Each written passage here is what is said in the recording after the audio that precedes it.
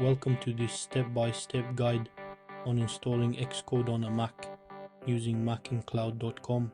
First, visit macincloud.com and sign up for an account. Choose the plan that best fits your needs. After signing up, check your email for the login credentials. Next, open your preferred remote desktop client like Microsoft Remote Desktop and enter the credentials provided by macincloud.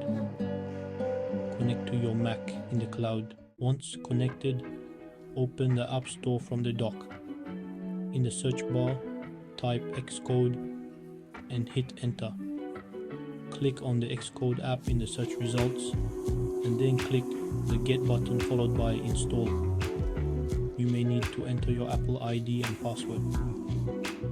The download and installation process may take a while depending on your internet speed.